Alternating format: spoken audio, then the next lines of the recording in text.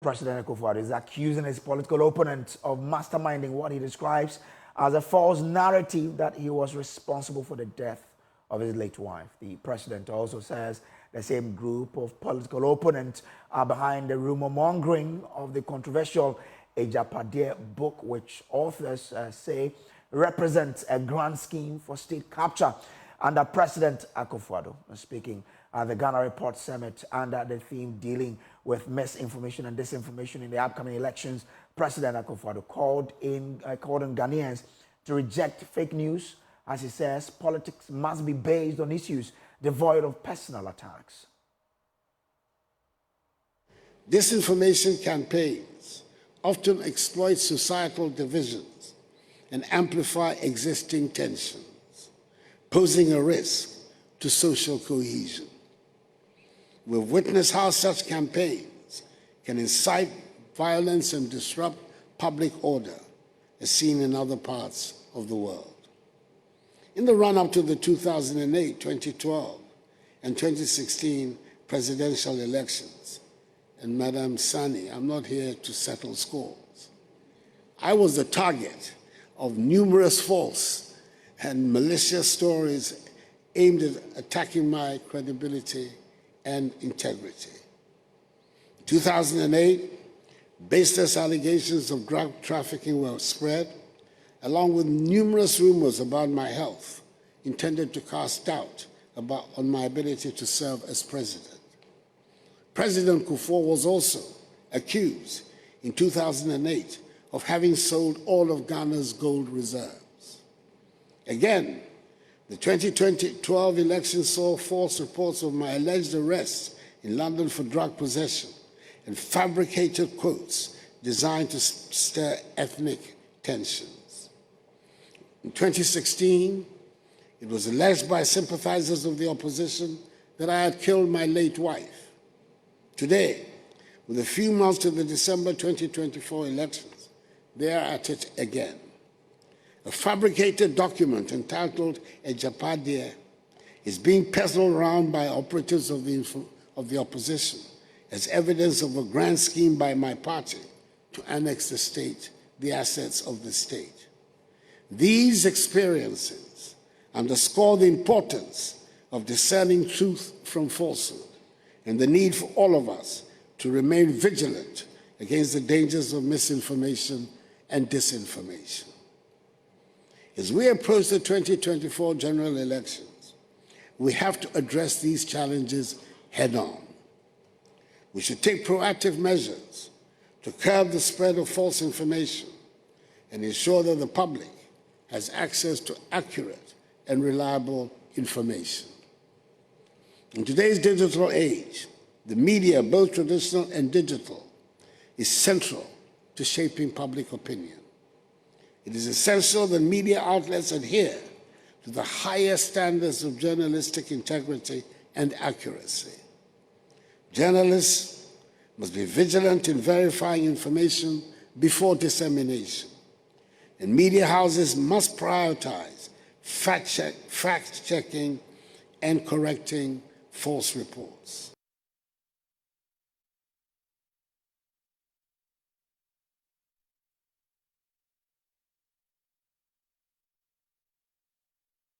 Then speaking at this forum, Blessed Soga was there for us and joins us via Zoom with more. Blessed. So what else came up at the Ghana Report Summit? Yes. Hello, Blessed. You were at this particular summit where the president was speaking. I want to find out from you what else came up at this particular summit that you were. Well, so basically the summit was seeking to deal with issues surrounding misinformation and disinformation. And we had the president there, the Chief Justice and the National Security Minister, as well as leadership of the Ghana Police Service.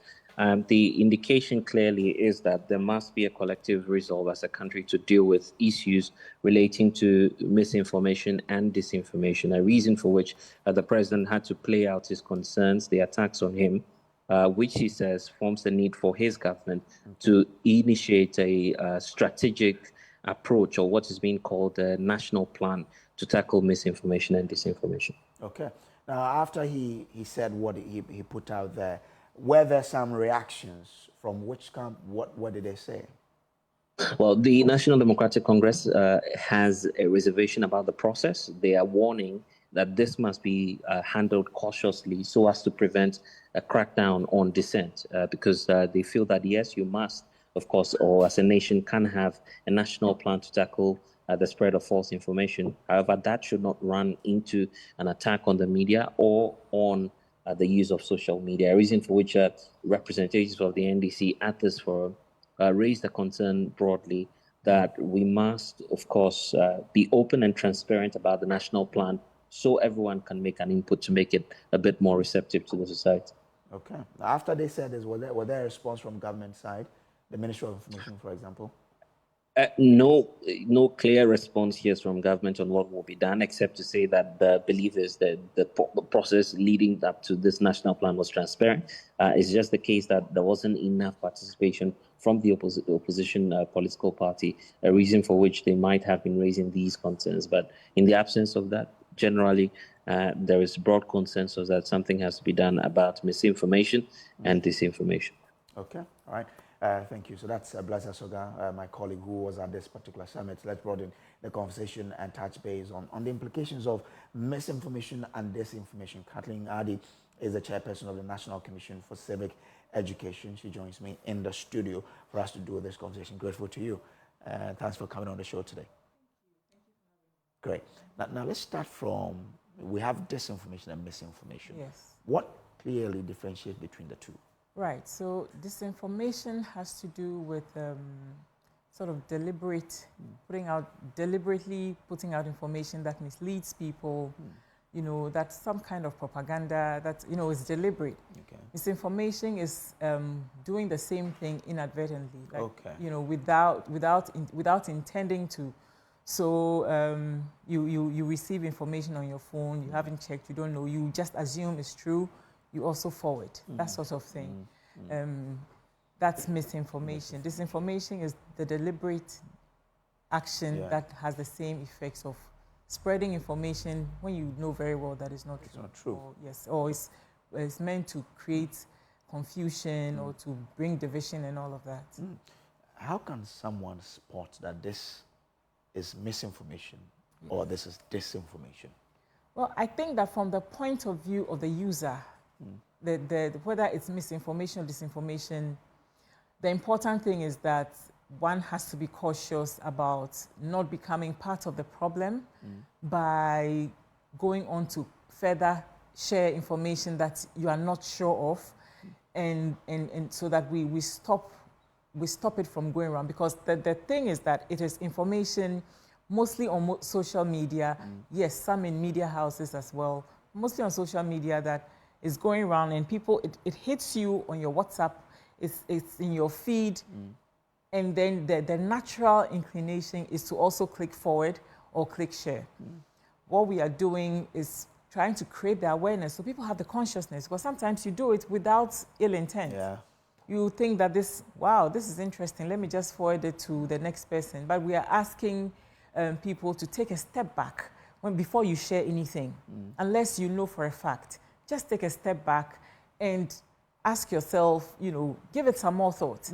And if you think that is something that, if proven to be untrue, will create a problem, will bring division, will create a certain emotional reaction, or will go to, you know, impugn, you know, something on somebody's character, or deceive.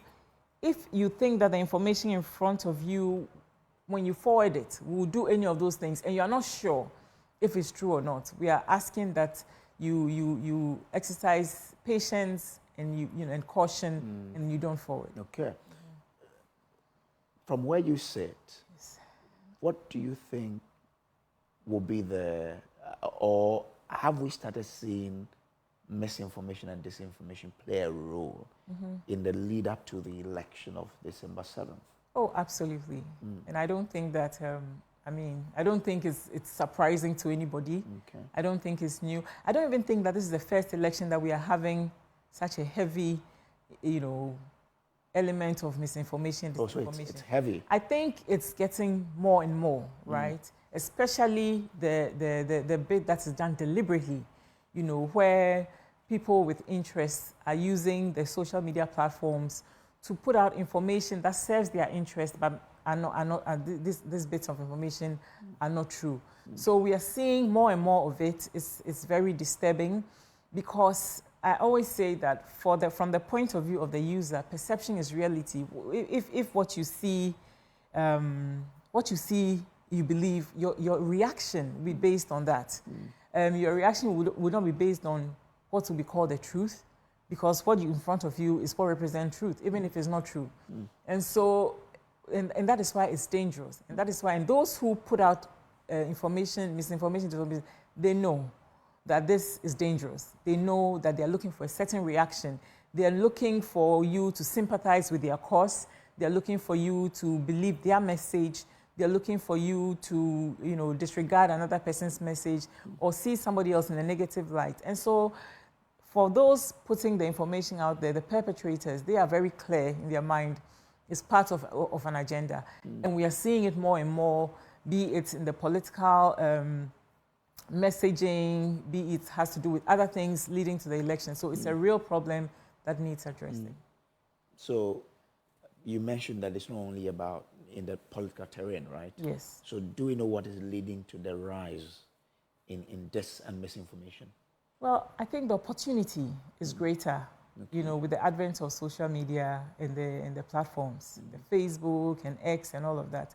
You have more opportunity because you think about it, before social media came along, you will wait for the 7 o'clock news or the midday news, and more or less you will take that as the news, right?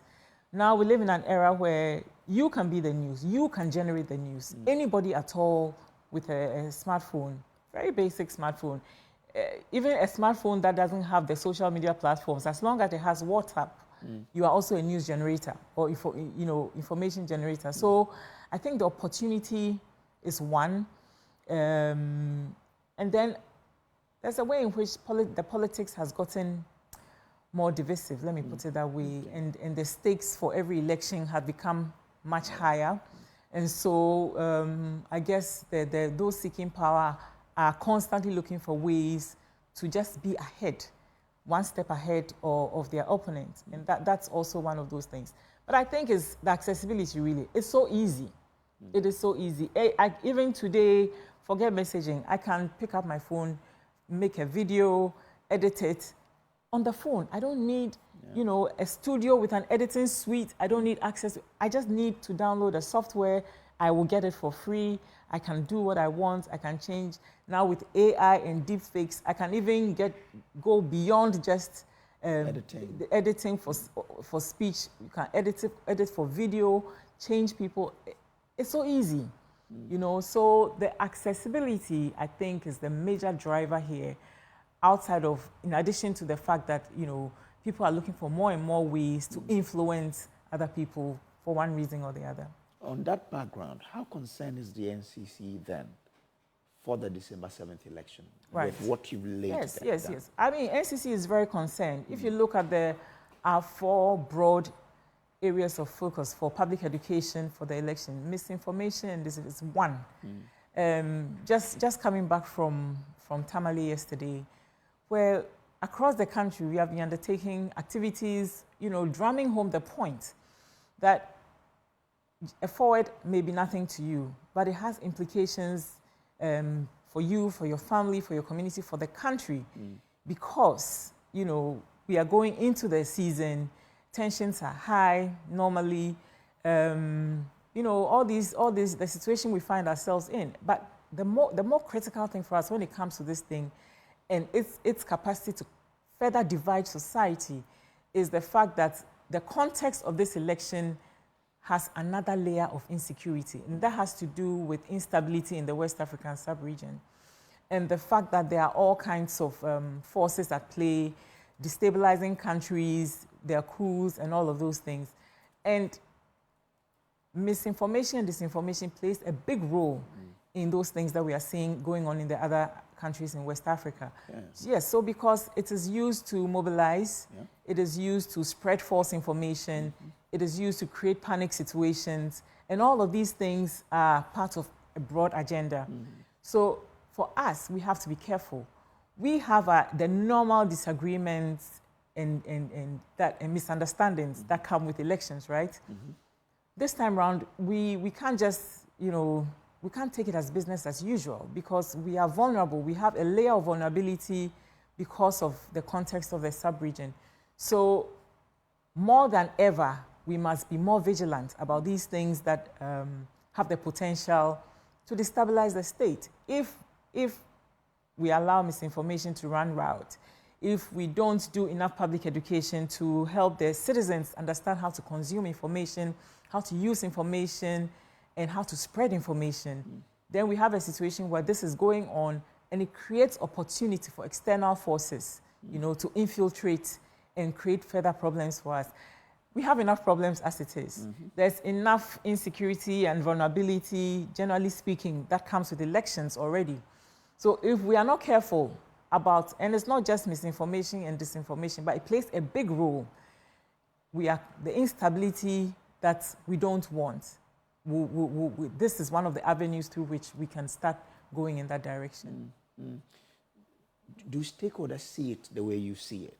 I mean, stakeholders in this, particularly the election, because of the whole background you laid about, because of the access of technology, yes, and to mobile phone and to social media, people can propagate anything they want.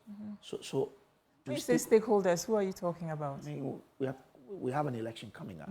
There are stakeholder political parties, right? All these, right. So what have you? Do we see it from the way you are seeing it? Because it's a bit scary if we take it from that. Oh, it is very scary, and it is very serious, and we really have to take it that way, as serious as, Well, I think that there's general awareness. The problem with this thing is that people always feel that, oh, what I am doing is not that bad.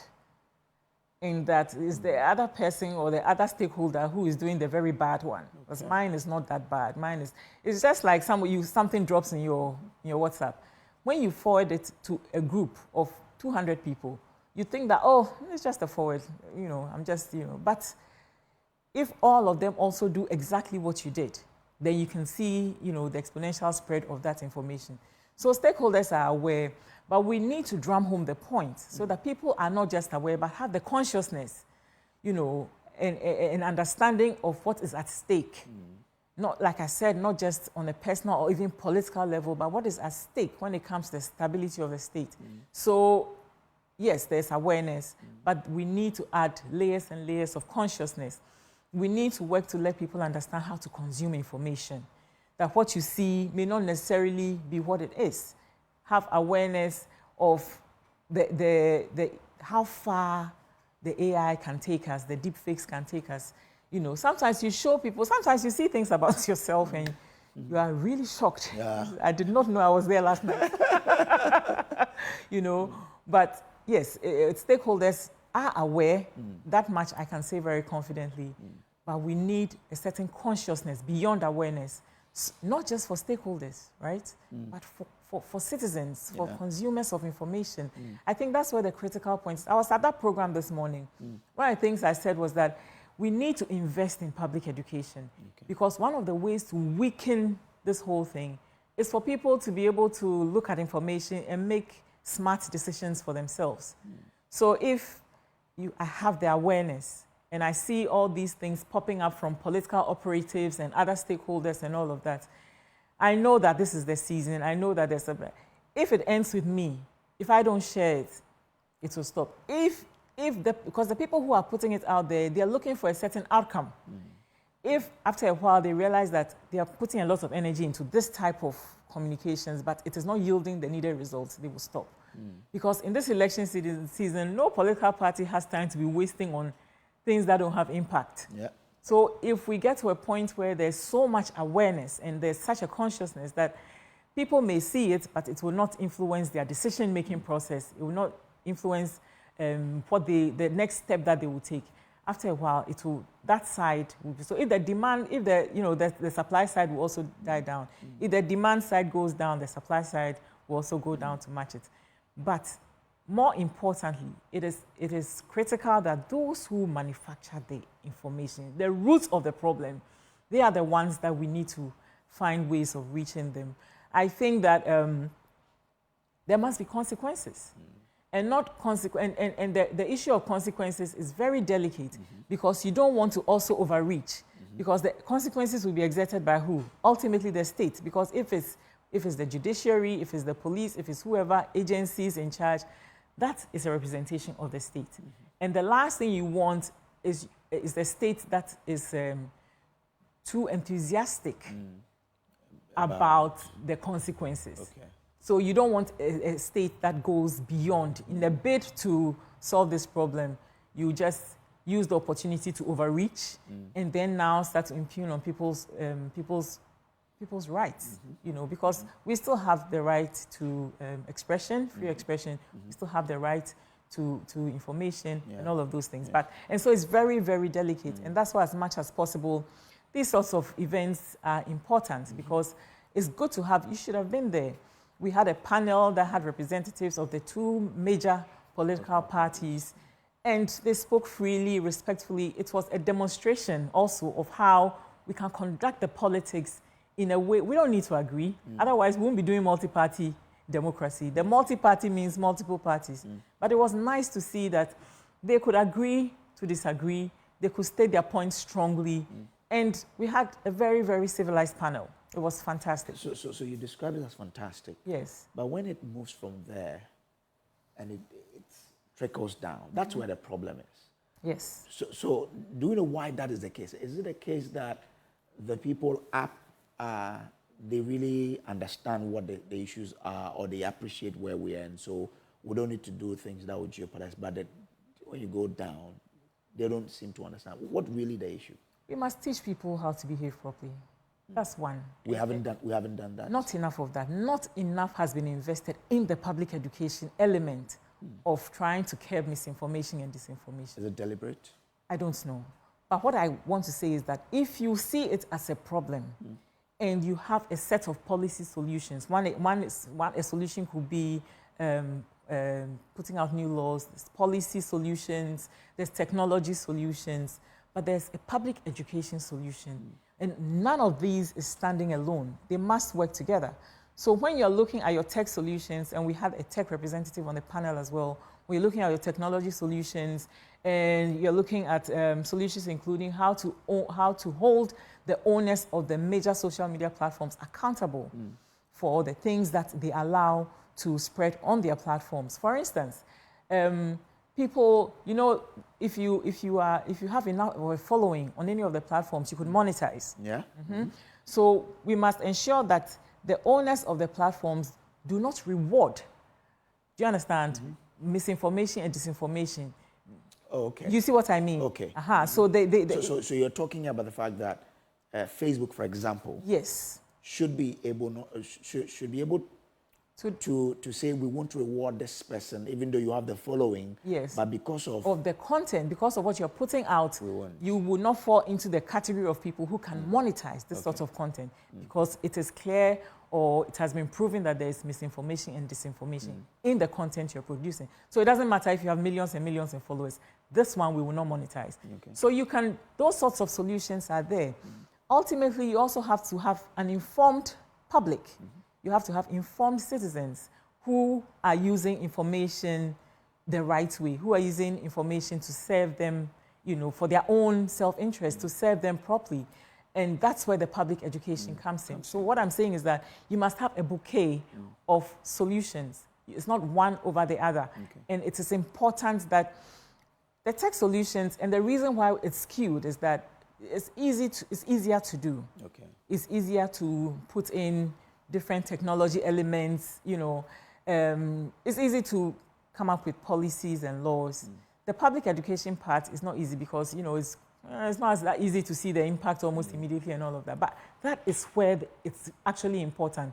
If you get that part right, you would not need to do so much investment in the other parts. Okay. Because people will know how to consume the information and therefore will not be easily led astray by misinformation. Do you understand what I mean? Yeah, I get it. When people have the understanding and the consciousness, if you do that investment and you do it well, then you will not need to invest so much in the other elements, because the motivation for even people to use those resources will go down.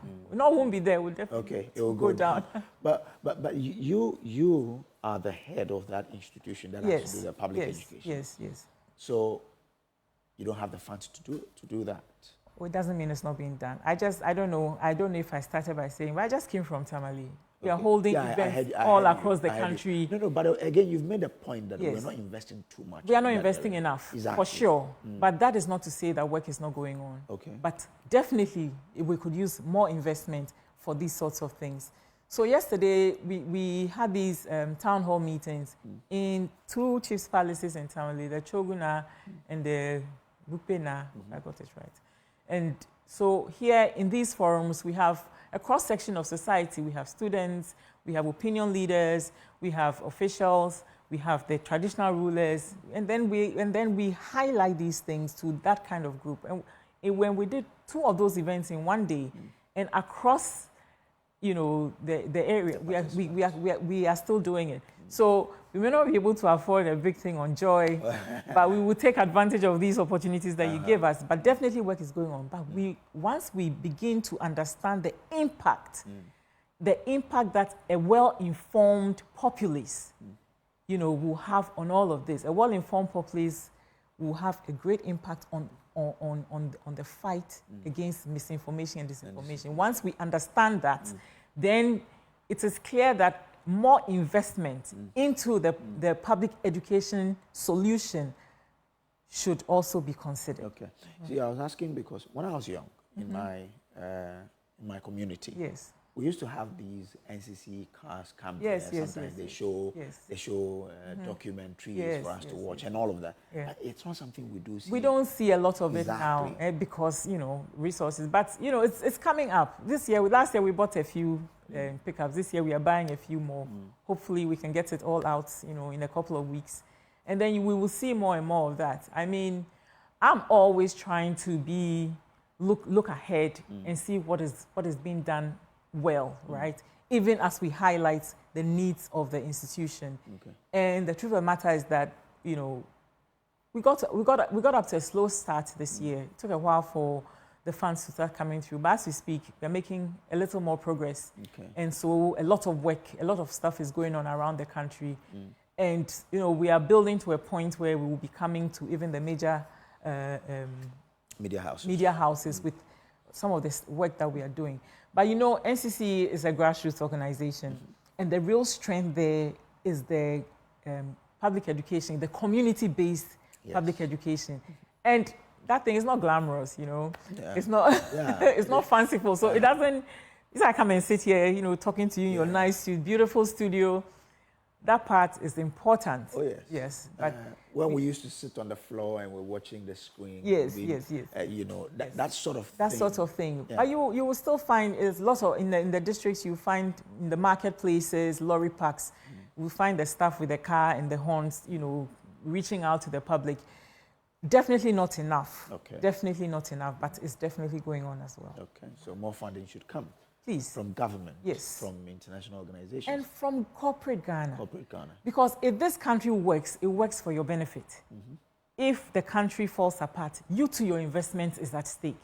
So it is so important that the corporate Ghana sees NCC as an important investment or an important place to park their corporate social responsibilities. It doesn't get more corporate social responsibility than civic education, right? Okay. And so it's not just government and donors. In fact, if I had my way, it would be government and corporate, together or apart, but actively making sure that we have the support we need to be able to, because when we are able to have the good citizens with all the qualities that will make them great nation builders, they are great for business.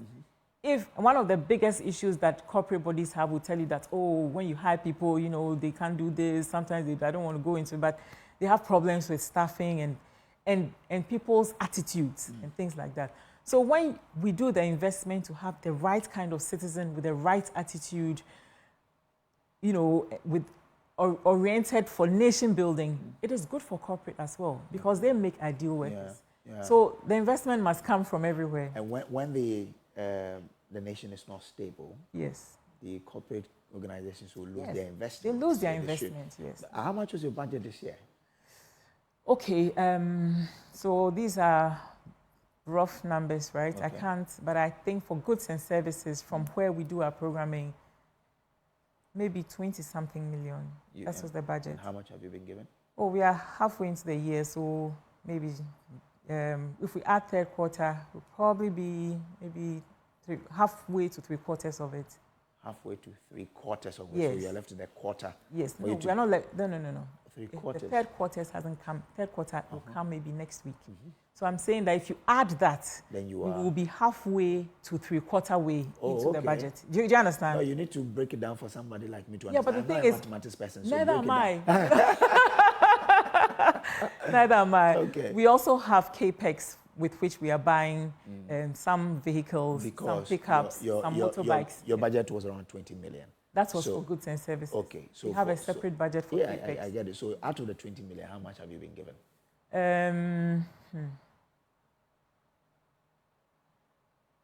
Okay, so like I said, we got off to a slow start. So first quarter was not very good. We didn't get much. Okay. Second quarter to third quarter, if you put it together, we may be maybe 10, 12, 15, somewhere thereabout. Okay, all right, okay. So like I said, we got off to a slow start. First quarter was very slow. Second quarter, we started getting our releases. And it's a lot of advocacy and pressure to make sure that we get there because these are approved budgets, so we are working very hard to churn it out. So for instance, one of our major projects that we normally undertake, the Matters of Concern, which is a major survey that we normally undertake every election year. We've got off to a late start, but we've started, you understand? All right. Ideally, we should have concluded and be writing our report by now, but it started late, but it started. So maybe in about a month thereabout, we'll have what we need to be able to put out the report. Okay. So that's what it is. We are looking forward to getting full clearance to be able to get the vehicles so that we'll have more visibility and we'll have... To start doing the education about misinformation and disinformation. But there are also considerations of a law to try and see if we can regulate what goes out there. Would you support such a law? That there's a legislation to check disinformation and misinformation. You're checking how people put out fake news. I think that there's enough law around that. Okay. And then also, I think that at the event this morning, I think they said they're coming up with some kind of roadmap guideline. Yes, the plan. The plan. National plan. The national plan as well.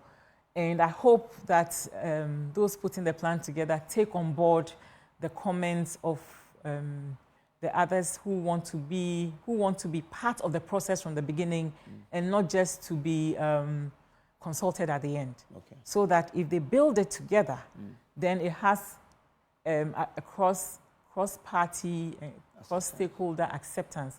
It's better for all of us. So all of that is going on. All of that is going on. But I think that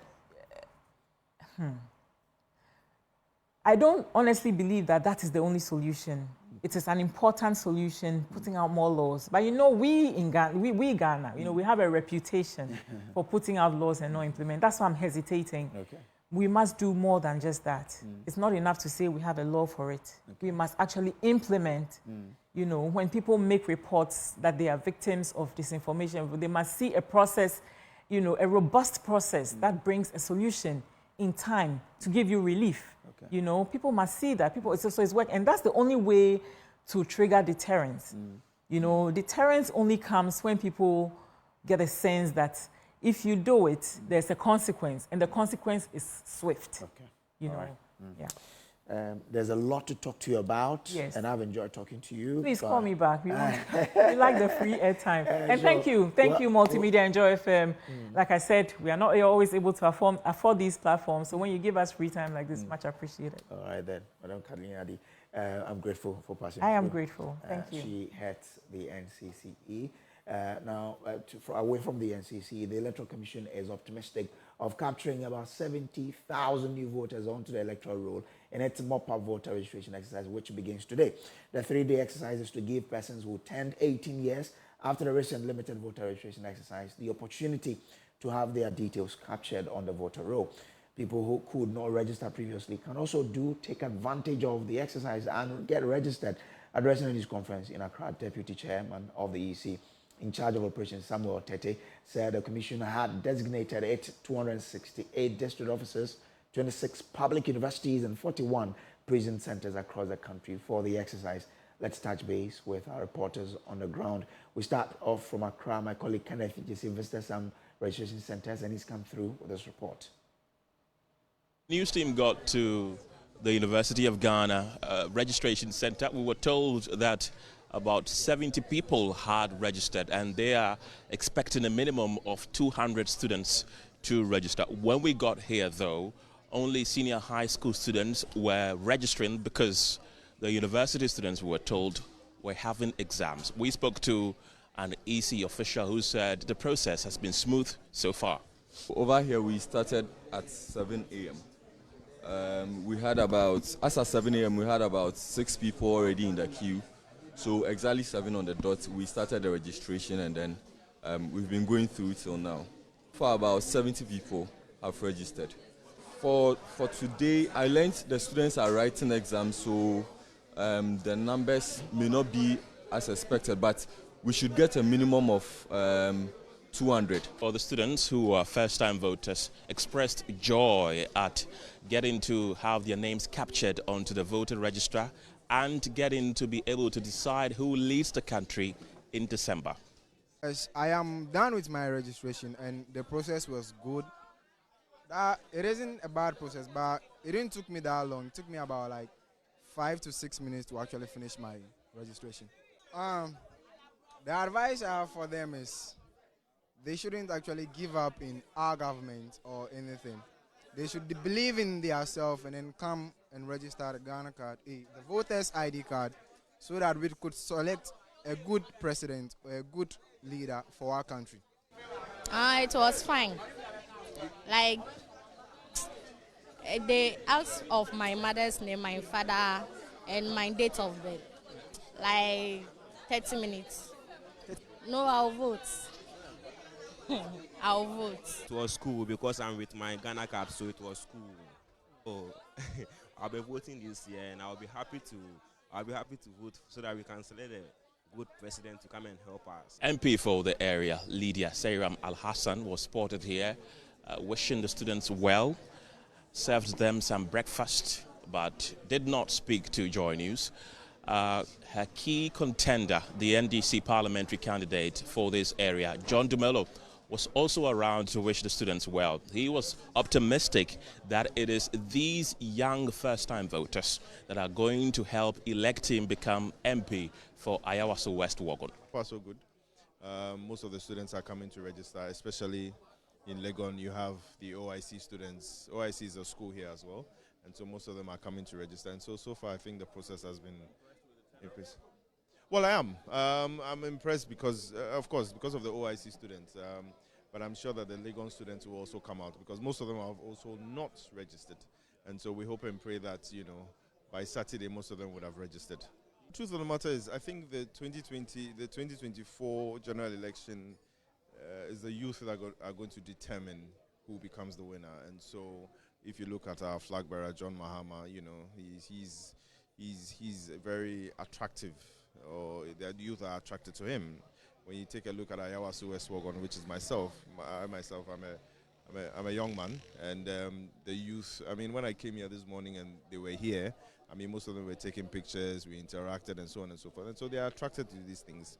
And we know that will translate into votes and to victory for us. And the exercise, which is supposed to last for a total of 3 days, is a follow-up to the limited voter registration exercise, which took place in May. So those that were not able to be captured onto the voting system have the opportunity to do so at this window. From the University of Ghana, Kenneth Jesse for Joy News. So from Accra, let's head to Kumasi, where my colleague Nana Boache Yadom has been engaging the Ashanti Regional EC boss, Francis Osei Insia, who says there hasn't been any challenge so far.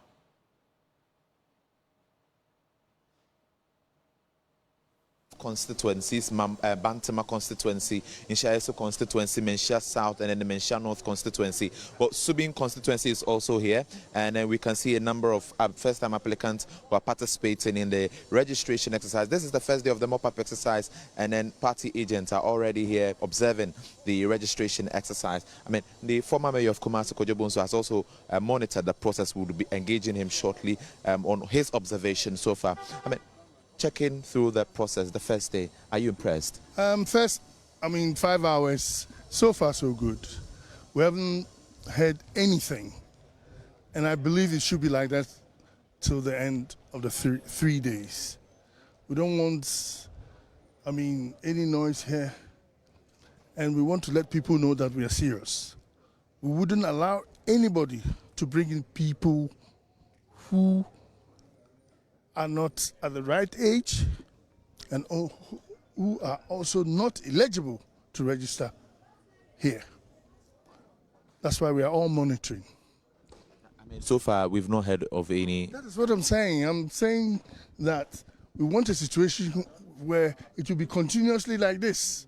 We don't want anything different because we are prepared for this. Do you think that the EC has put in enough measures to make sure that the process goes on smoothly? What has the EC got to do? They are doing their work, and I believe that we should allow them to do their work.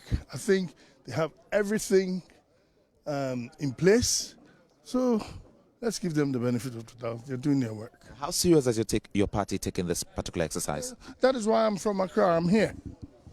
Okay? Have you seen my colleagues? He was a former mayor of Asakori Mampong, former mayor of Kumasi, former party. See, we are all here. We want to be very vigilant, and we are vigilant. That's all I'm saying. And looking at the voter turnout, is that impressive as well? Oh, this is the first 5 hours, so let's not talk about turnouts. Let's look at how the thing goes. So far, so good.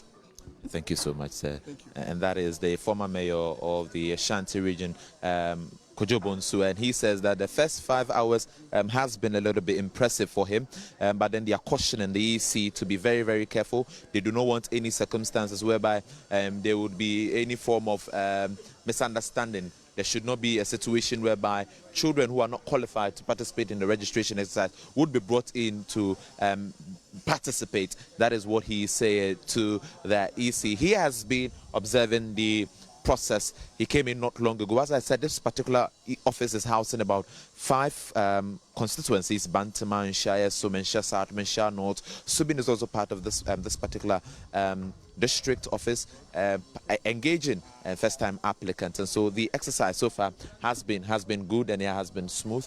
And he's also a party agent. I have a party agent here with me. So far, how has the process been? Oh, so far so good.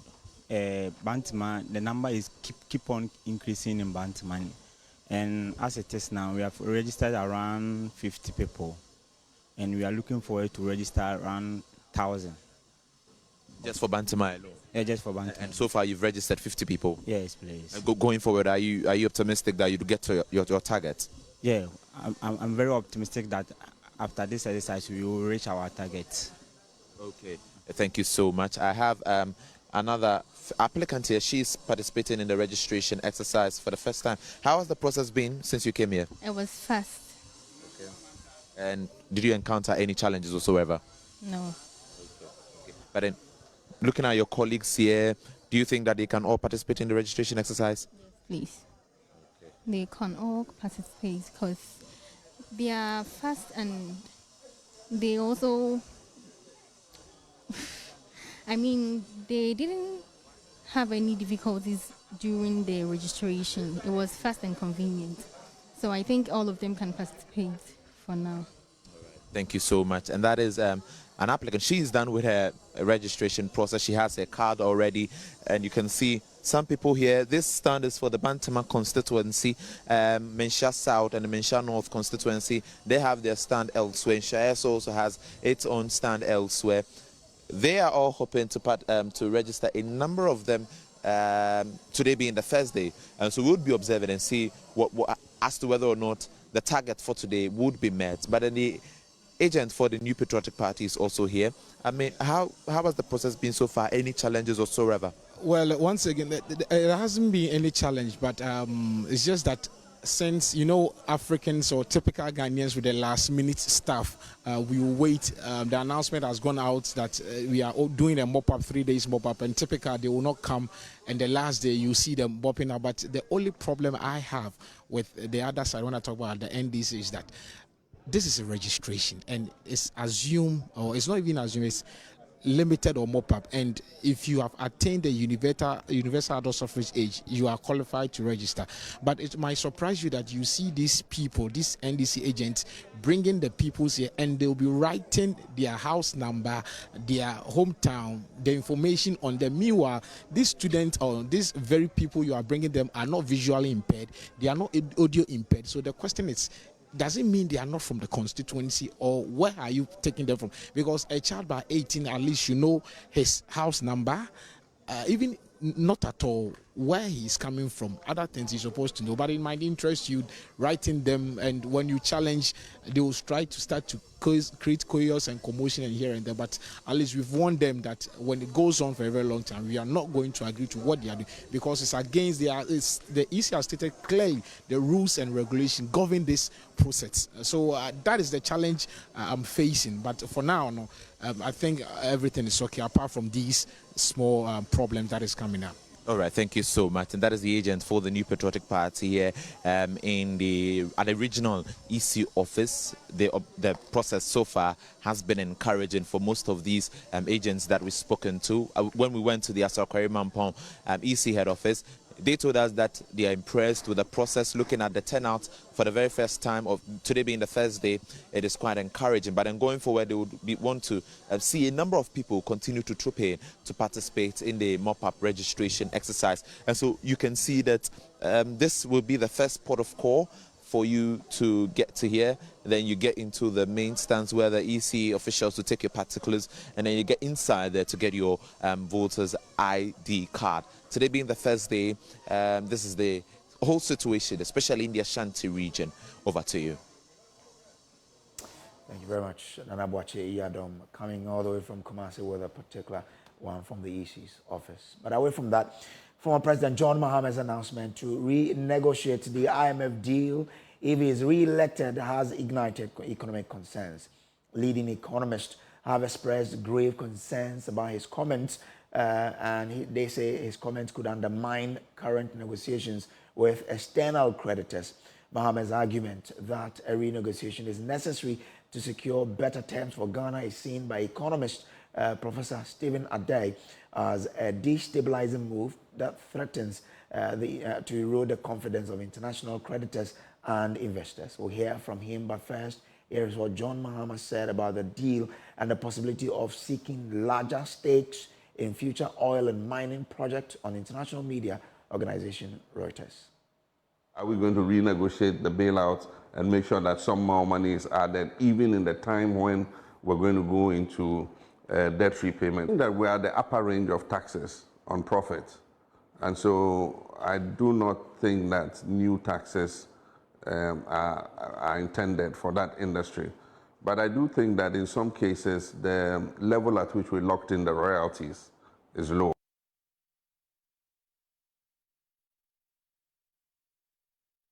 But how feasible is this? Associate Professor of Finance at the University of Ghana Business School, Professor Lord Mensah, says it is possible to renegotiate an IMF deal after the government has already received disbursements, particularly if there is a change in government. If you look at the payment schedule that we had, again, it has been backloaded. That means that the commitment by subsequent government, going into 2026 upwards, it's going to be so high, and that will squeeze us, fiscal, situation. So any government that comes to power, they have to relook at the program and then see whether, we can renegotiate it. But I can tell you it is possible to renegotiate. It's a financial term, and economic terms are always negotiable. Once, you are not meeting target, you can always go for negotiations. But how will this affect our external debt restructuring?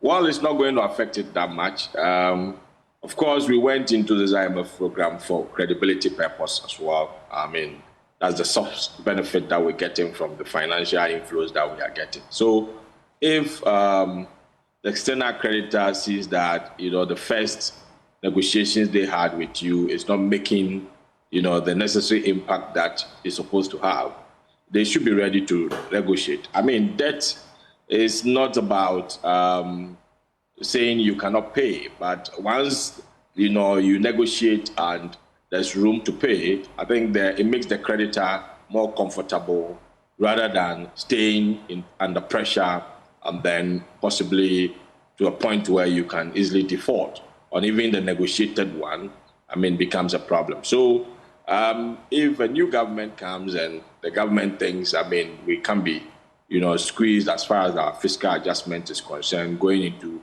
2026 and above, and obviously that government needs to sit with IMF. Our economist, Professor Stephen Adai, has been lambasting the former President Mahama on his views. According to Professor Adai, he is only playing to the gallery without recourse to the impact that decision could have on our deal with external creditors and subsequently the adverse impact on the economy and the Ghanaian people. Listen. During an election year, politicians will say anything they think will make people like them. What he's saying is what we call in the village non-stella. It is of very little relevance because the IMF is basically the money they are giving us by itself is very little. The essence of the IMF is that their position will influences what both the bilateral and the commercial creditors will do. So if there's any negotiation, it's not the IMF. It is going to the creditors and the both bilateral and then multilateral to go and negotiate the money with. And therefore, this is one of those things which the politicians on both sides will say because they think that people think that the IMF is causing the hardship. The hardship was caused by the fact that we have literally become a bankrupt country. What he has to tell Ghanaians is his way of getting us out of this debt crisis, which we are already in, whether he caused it or not. When he becomes president, he inherits the debt situation. And the solution is not renegotiating with the IMF. And Prof, you raise a very important point. With these external creditors that we managed to even get them to agree to a debt restructuring, is it even possible to bring them back to the table? That's why I'm saying that he's just basically talking to the gallery. At this moment, in fact, they haven't even signed off on yet. And he shouldn't do anything to jeopardize it because if they don't sign off, our program will be compounded. And when it is finished, you are going to say in the matter of, I'm not prejudging who will win. If you were to win, in a matter of 4 months, you are going back to them and also going to the bilaterals. So what he's saying, he's making it appear that it is the IMF which is causing us the problem. The IMF is not the one causing us the problem. This is still the pause here on the Joy News channel. We'll take a quick break. We'll be back. Please don't go away. Welcome back from the break now. The Narcotics Control Commission is distraught over the growing abuse of nitrous oxide by the youth in Ghana.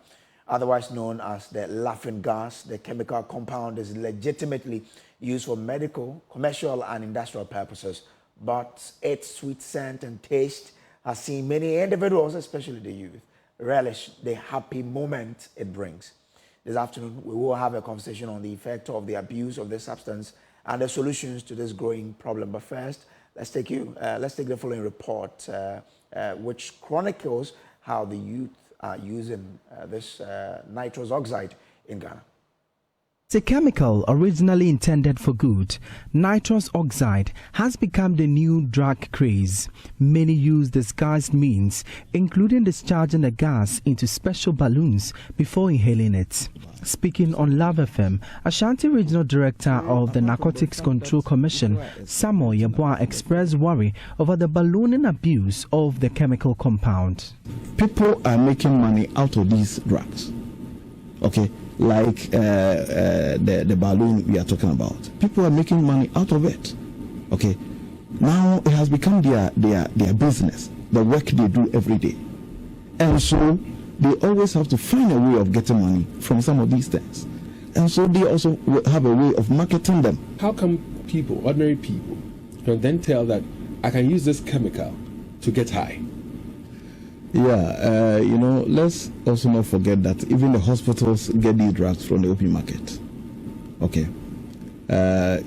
Previously it was the people working in hospitals, it was the medical students or whatever who were coming into contact with some of these drugs. But they also have friends. And let me tell you, some of the students were even abusing these drugs secretly. Some of the medical students were even abused, just like if you go to the hospital, people abuse Pitidin and others. They were also abusing them secretly.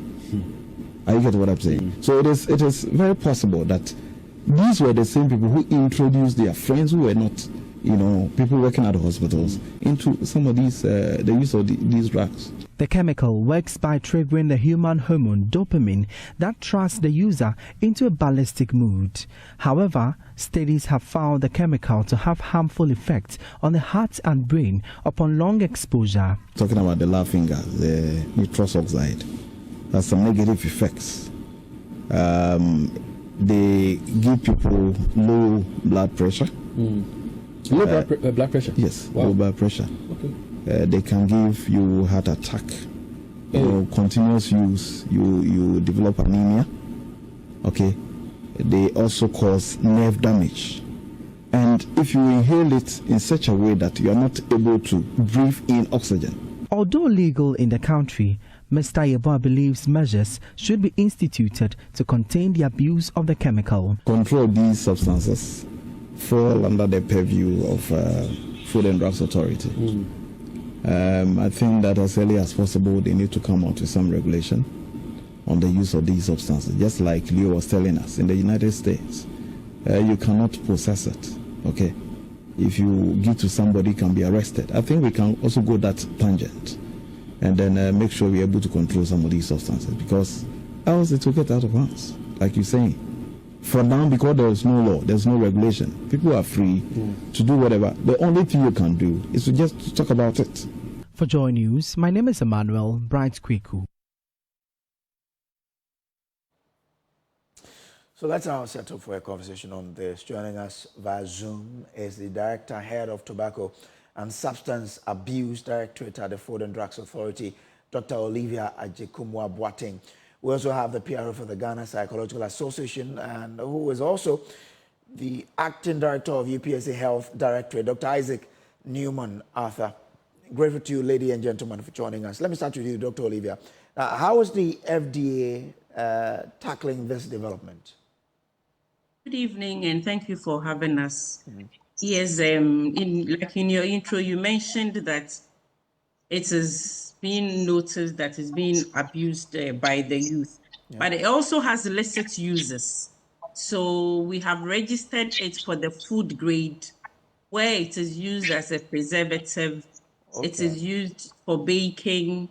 It is used in the pubs and nightclubs for cocktail drinks. It has local anesthetic and analgesic effects, so it is used in dentistry and also in surgery. And so because of these illicit uses, we actually have some registered. And to stop or curb the abuse, we put in a lot of regulatory interventions and restrictions, some of which include frequently asked questions or FAQs. We quickly and promptly had to come out with these very basic, simple information for the general public to appreciate the harmful effects of nitrous oxide if it is used for recreation or to induce euphoria, and not for the intended purposes that I have already mentioned. And this we did nationwide. After we had done a lot of nighttime monitoring to assess the situation and also even find out that it is really an Accra and Ashanti region problem and not basically in all the regions. It's not so widespread. Then we routinely do public education in the schools. And so we have added it to the public educational materials, telling them about the harmful effects and the long-term harmful effects and also short-term harmful effects, which include the gastrointestinal effects of these nausea, vomiting, central nervous system effects of dizziness. It can also cause memory loss. It actually can cause coma, and eventually you could even die depending on the concentrations that you use. We've actually also restricted or reclassified its use. So it is not on the open market, just like the NACOP officer was mentioning. Because of the pending abuse, for those we've registered it for, they are doing utilization returns, or they are reporting on where they are taking it to. We are doing this to ensure that it doesn't find itself in the illicit market where the people who want to abuse it can. So if you say that you registered it to use in the food grade, use the food grade in the food industry, you would give us returns or utilizations for us to come routinely or unannounced to monitor to ensure that it doesn't find itself in the abuse. We actually are also doing a lot of public education if you say so, then if you say so, then I ask, where are the people who we've seen, abusing this nitrous oxide, getting their supply from? Yes, so before we started introducing this, we had to do a lot of monitoring to ensure that this is what was happening. So prior to this, you could get people selling on the open market. But when we started, at least we've been able to restrict its sales for the intended purposes. What we are having on our hands possibly could be due to the fact that other agencies like EPA gives authorization for the industrial uses. Possibly it could also be coming from those angles. So we have actually engaged them so that we could sit down with them to ensure that these classifications and the restrictions we are bringing on board will be holistically done nationwide to every other person who also intends doing trade in nitrous oxide. So to a large extent, we have this under control. We are doing a lot of public education on it. We actually have had professional groups also support this by the Ghana Dental and Medical Association issuing a press release. The Society of Anesthetics also issuing a press release, also to caution even their staff who use it to restrict it to professional use and under strict supervision. All these measures are in place so that we restrict its use for the intended purposes and not the recreational abuse that we have found our youth meddling in. Okay. Let me bring in Dr. Arthur here. Dr. Arthur, you are a clinical psychologist. Dr. Kumi has given us some of the health impact, but what are the long-term health effects of this particular nitrous oxide on the users? So thank you. Greetings to all your viewers. Well, when it comes to some of those things, like she said, it has its own positive benefits. And regulation around these things become very, very difficult. The same as marijuana and other substances of abuse. So regulation kind of very, very difficult. And anything that creates some level of euphoria and relaxation and stuff, people are likely to abuse it. Either to perform or to feel better or to do better. And sometimes just out of curiosity. And sometimes even the discussion of it, now introduces people to some of these things. Because without these discussions, they will not even know that those things exist. And so sometimes even media reportage is very, very important. Yeah, but what it does is that it actually destroys the nerves. Our ability to communicate with our environment, to think, to reason, to feel, to understand, to remember. The nervous system is responsible for it. You know, and what it does is that it actually destroys the nerves. You know, the cells that you know, make up the nerves and the brain and the spinal cord, the neurons.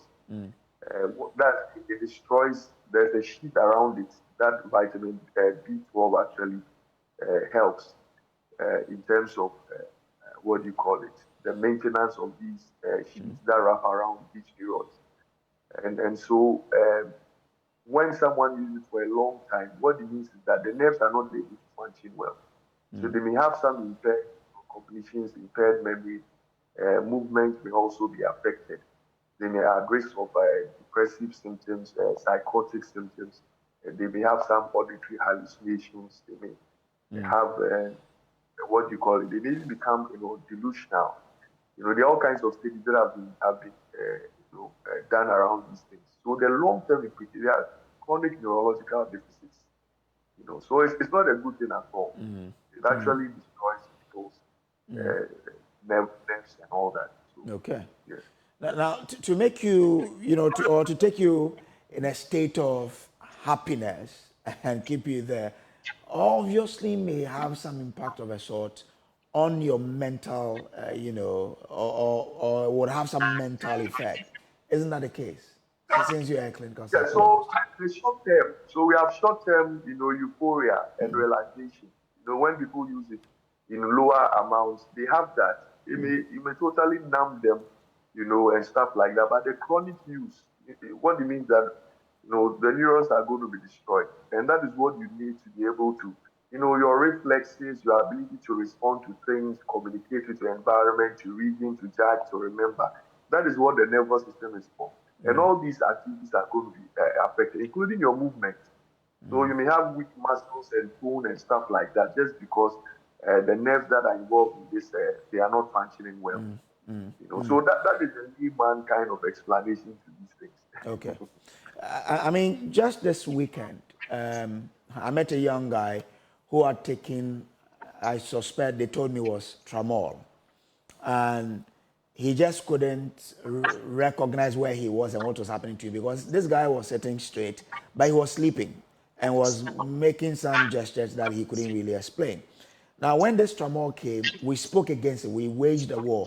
It doesn't look like we've won. And this is also coming up. So how do we really deal with some of these abuses so that we don't have our youth, especially, you know, wasting of their life at that early stages? Well, I think one of our biggest problems in the country is regulation.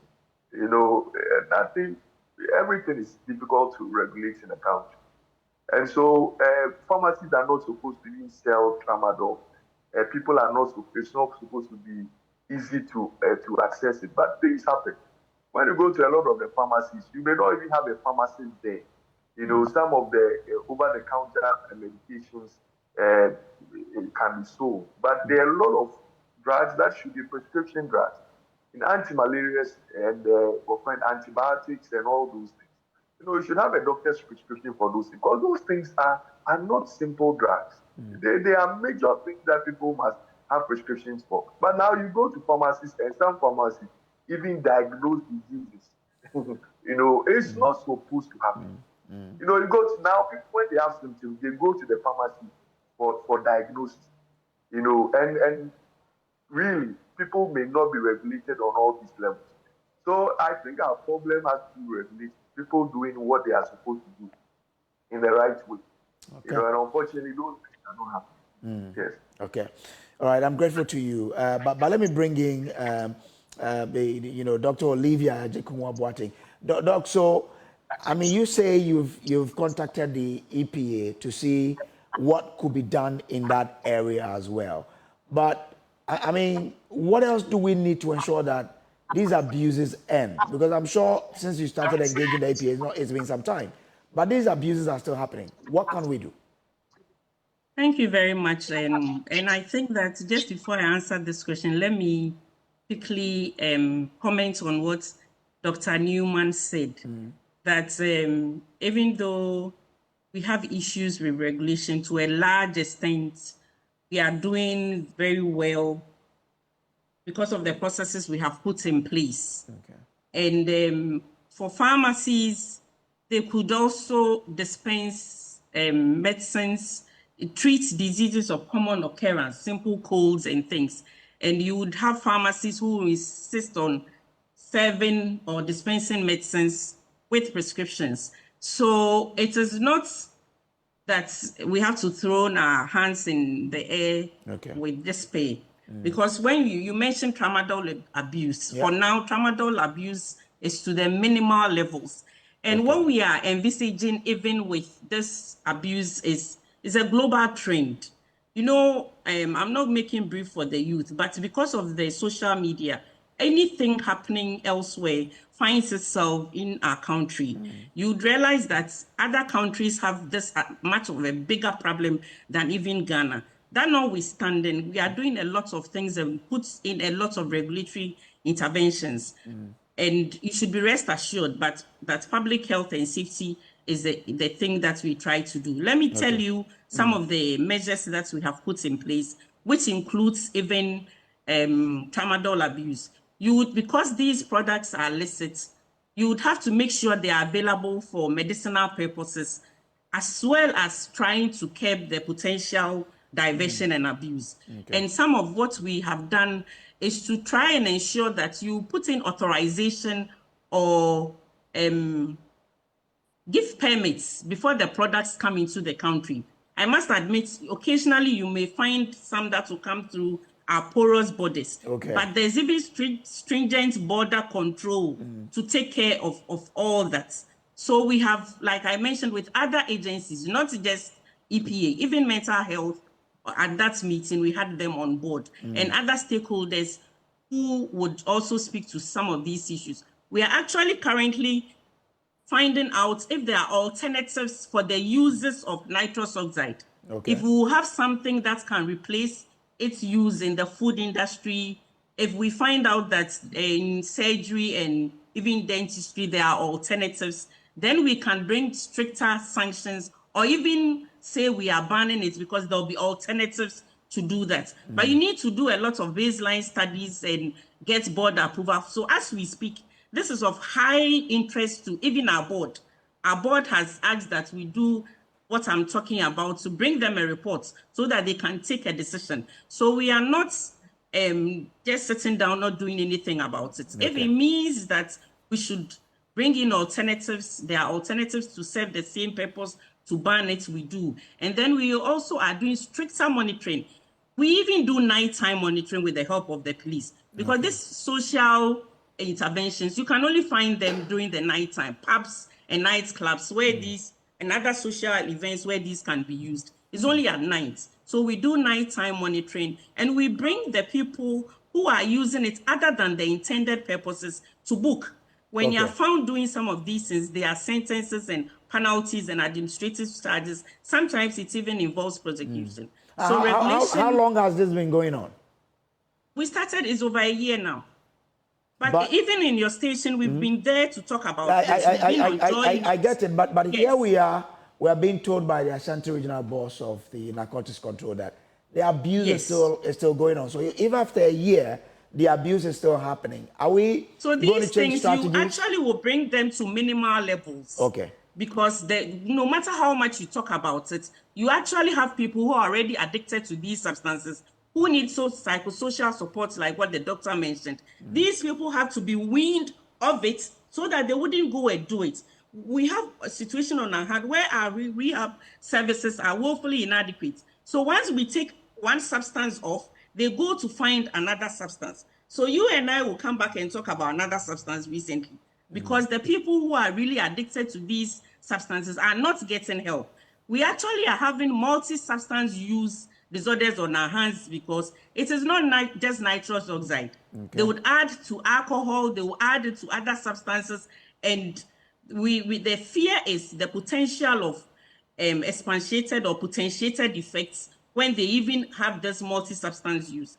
So the conversation is still ongoing, and we are doing a lot on our hands to ensure that if not eradicated at all, we bring it to minimal levels. You mentioned expatiated effect. What is that? What I'm saying is when you go out, those who want to have the euphoria and have a high-end party, it is not just nitrous oxide they use. They would actually buy alcohol. They would actually have a concoction that they may lace with other substances. So what you have on your hands be a synergistic effect of what the doctor mentioned, that is having the person taking the nitrous oxide. If it's going to be respiratory depression, you are going to get it more because alcohol is also going to induce respiratory depression. You may just be there partying and before we realize you are even in a coma. So what we have on our hands is bigger than just regulation. And we just think it's a multi-stakeholder approach and everybody has to come on board. Okay, all right. So I guess you mentioned everybody has to come on board. You have the EPA. Who and who are you engaging to ensure that all of us are we together? have the professional groups, the practice, those in the service delivery, Ghana Health Service. By that I mean the doctors, pharmacists, the anesthetists who use these products, the mental health authority, because at the end of the day, when people call to us for where they should get addictive or cessation services, we refer them to these services. The Narcotics Control Commission, because aside the illicit products that they handle, these ones, they have oversight responsibilities too. So we work with, and then Ghana Education Service. We actually work with the SHEP division because we are making input into their curriculum. We go to do public education in the school, so you have to give them something to even be talking about. The religious bodies are on board, our traditional rulers are on board. When we go to some of the regions, they actually have local solutions. A chief can say that, I'm even issuing a curfew at my locality, because after 8, that's when the youth would go to certain areas and patronize. So because we have gotten all of them on board, because elsewhere in some of the regions, it is a local solution we need. We went to the northern region where a chief has decided that tobacco is a staple, but they are trying to find other means or other forms of incentives to replace the staple because of the side effects. So it's a whole continuum of interventions that we have. Okay, all right, Doc, I'm grateful to you. Dr. Olivia Akufo-Addo is the head of Tobacco and Substance Abuse Directorate at the Food and Drugs Authority. Also, I had with me on this conversation the acting director of UPSA Health Director, Dr. Isaac Newman Arthur, who is a clinical psychologist himself. I'm grateful to you for joining us. Now, away from that, the Minister of Works and Housing, Vincent Kojo Opon-Kroma, has announced that work is scheduled to resume on the Saglemi housing project in 2 months. The ministry in April 2024 invited bids from private entities for a public-private partnership to complete the project. Speaking to journalists in Parliament after appearing before the Public Accounts Committee this morning, Kojo Opon-Kroma said 5 bids are currently being reviewed for a contract award and assured the contract will begin in 2 months. We are, as I've mentioned, executing our first priority at the ministry, which is to complete the stalled projects. Already we have got a contractor on site at Adenta, where 70 units are being worked on. It had been stalled for about 10 years. In Saglemi, we issued the request for proposals. We've received 5.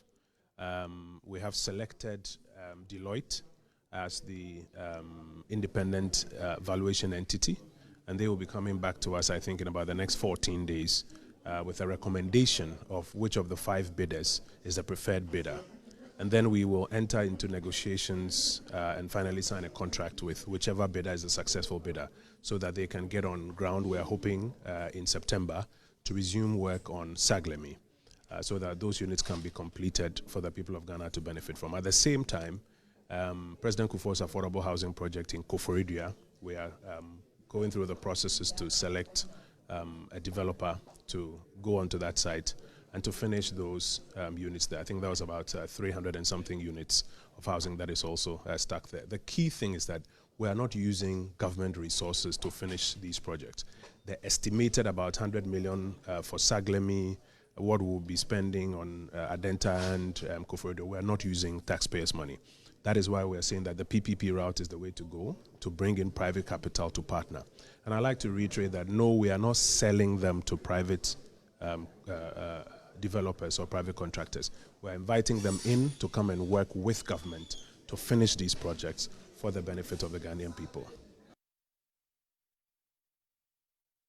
Now, the minister also has been providing an update on the Greater Accra Resilient and Integrated Development GARET project. According to him, a new contract has been signed for the construction of 2 drains in Kaneshi to address flooding in the area. Lots 1 and 2 are part of the GARET project. Recall, we needed to get some extra funding from Parliament so that we could move. Since we got that funding, we moved on to Paloma, and the contractor is on site currently removing the utility cables so that they can start work. Kaneshi Lot 1 and 2 is also now been signed. The 2 contractors are going to go on site. I think Lot 1 has a 12-month period and then another 12-month defect liability period associated with it. And then for Lot 2, it has an 18-month construction period and a 12-month defect liability period associated with it. And we've asked both contractors to get on site within the next 4 weeks and start getting out the utility cables, complete the engagement with the communities so that they can get the final work done. The reason is that, as you know, Kaneshi is a very dense place in terms of population, and it's also a major commercial hub. And every year we see it flooding. And as I've said over and over again, you can't talk away flooding. You've got to invest in it. And so having gone through the processes, we're happy that we now have the resources so that we can actually get the work done. And I believe that in the next few weeks when the contractor gets on site, all of us will be able to go on site and see the progress of work so far. What length of drain are we talking about? Is it an open one or an underground one? What's the specifics? I'd like you to come over so that I share all of those dynamics with you in terms of cost, designs, etc., so that your people have a better understanding of it as well. The assurance is that for this one, there's the allocation of money already. All we need to wait for is a 12-18-month period, and the job should be project. There's a GARET project. Funding has already been made available. The World Bank framework is that you have to have the funding, then you commit to the funding, and then you sign the contract for the contractor to get on site, so that we don't have the traditional challenge of you've signed, contractor goes on site, he's waiting for money. Yes, so we don't expect to have those challenges here. We're also asking our mothers, our aunties, our colleagues in the area to cooperate with the contractors so that we get an exercise that is smooth for all of us. Well, so let's do more here. It is uncertain if there will be stable power supply to most parts of the country from now to the next 16 days. And this is because the Ghana National Gas Company Limited has announced an immediate shutdown of its gas processing plant and offshore gas export facilities to enable critical safety and essential maintenance works be carried out. According to Ghana Gas, this is to enhance the plant's operational efficiency and uninterrupted gas supply. Let's share with you details of that particular statement that Ghana Gas has put out. It says, the Ghana National Gas Company Limited wishes to bring to the attention of the general public that its gas processing plant, GPP, and offshore gas export facilities will be shut down from 1st to 17th August 2024. The shutdown is to enable critical safety and essential maintenance works to enhance the plant's operational efficiency and uninterrupted gas supply. During the shutdown period, lean gas from the Sankofa OCTP field will be available for delivery at the Takoradi Distribution Station, TDS. Now, the Ghana Gas deeply regretted the inconvenience that the shutdown may cause, but assures the general public that there will be uninterrupted power supply during the shutdown period. We are committed to maintaining the highest standard of safety and operational efficiency. So that's the statement coming in from Ghana Gas there. So we have been having a chat with Ghana Gas to understand what really are the details of this. My colleague Samuel Mbura has been speaking to the Director of Communication of Ghana Gas, Osu Bempa Ernest.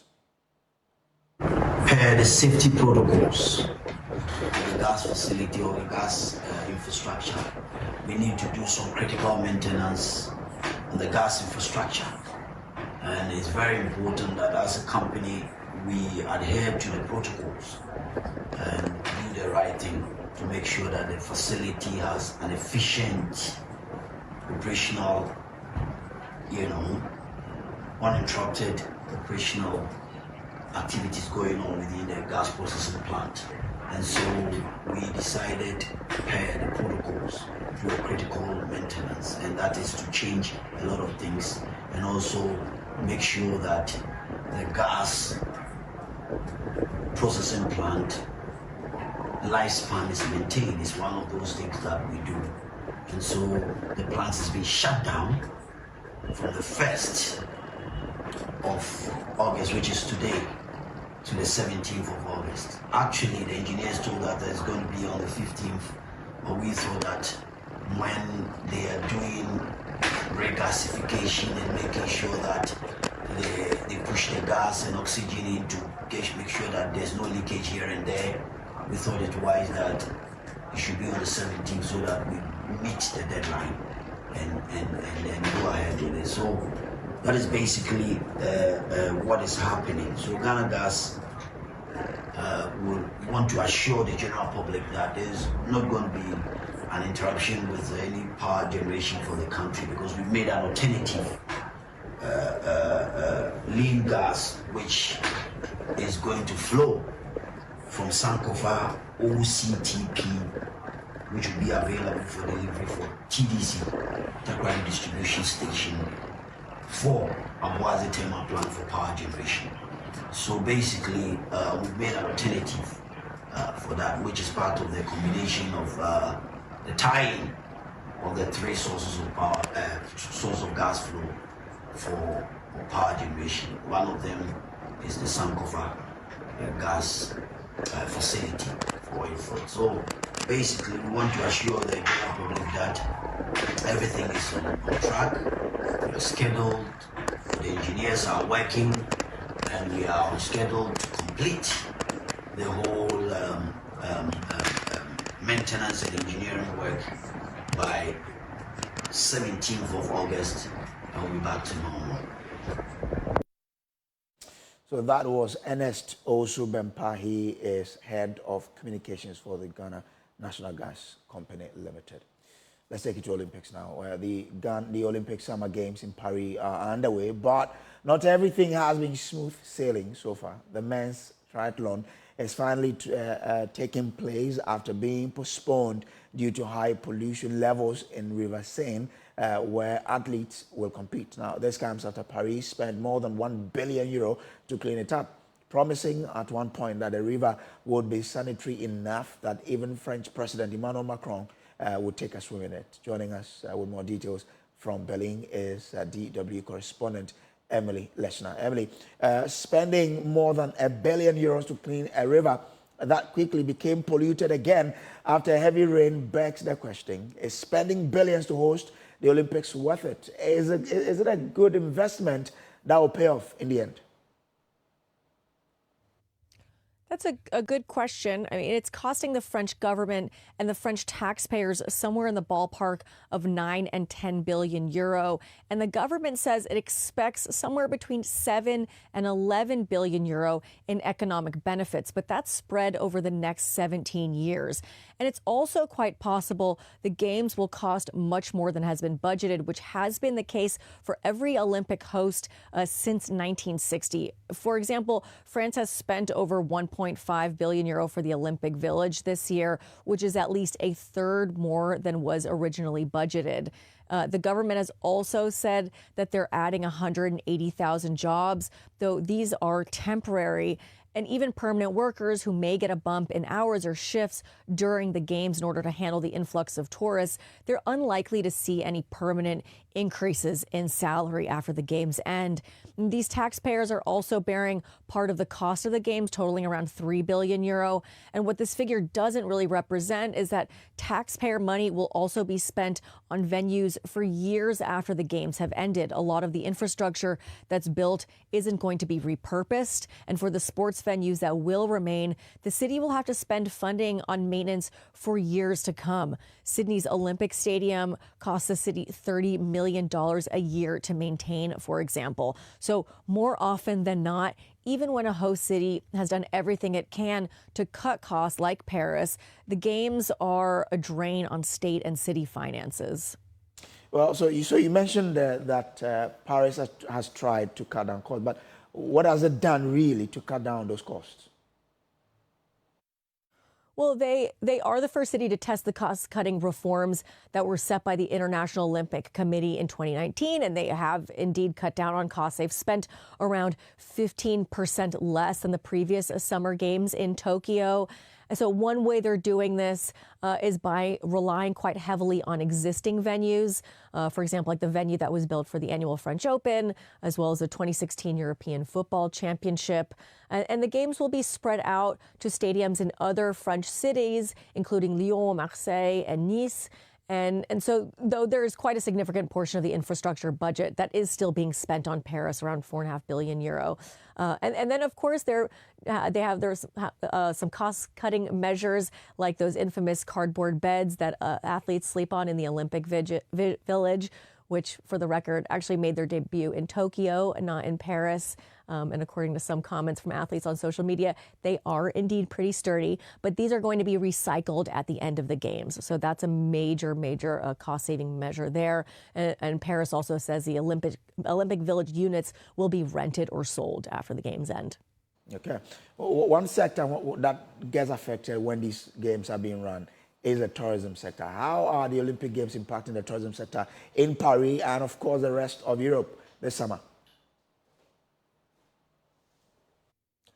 Well, some sectors are going to do very well. Others are going to take a hit.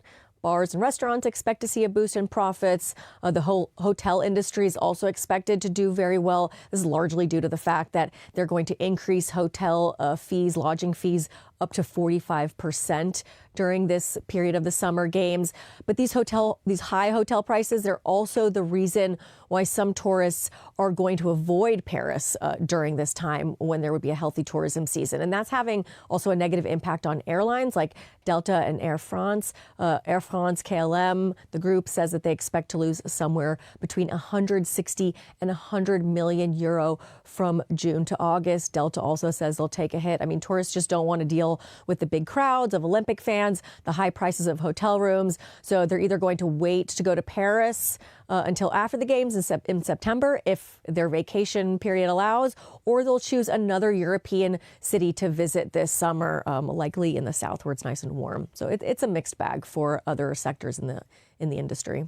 All right, Emily, grateful for joining us all the way from DW with this. Emily Leshner there. Now, the Energy Commission and the Ministry of Energy presents the 5th edition of the Energy Commission Senior High Schools Renewable Energy Challenge. This challenge aims to develop the research skills of senior high school students and promote technological innovation in renewable energy. The competing schools for the northern sector are Ola Girls SHS, St. James Seminary SHS, and Koranza Technical Institute, the YSHS, and Deura Jakpa SHS, the Bukpa Technical Institute, Notre Dame Seminary SHS, and the Wale Wale SHTS.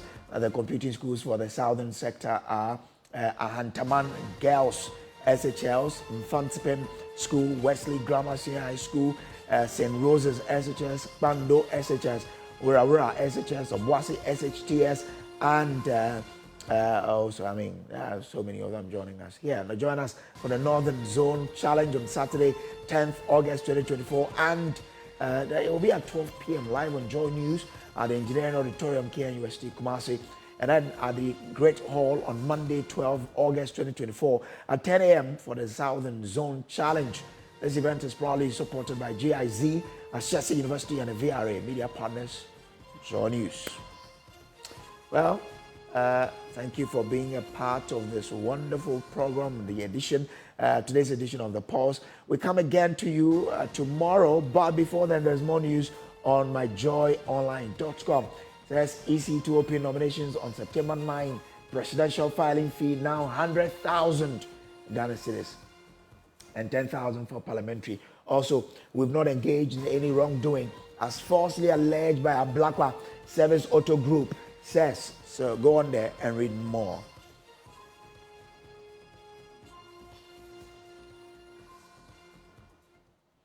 All right, so thanks for being a part of us. We're grateful for your time. We'll meet again tomorrow with more. My name is Samuel Kojo-Brace. On behalf of the entire team, I say gracias for being with us. God willing, tomorrow we'll meet.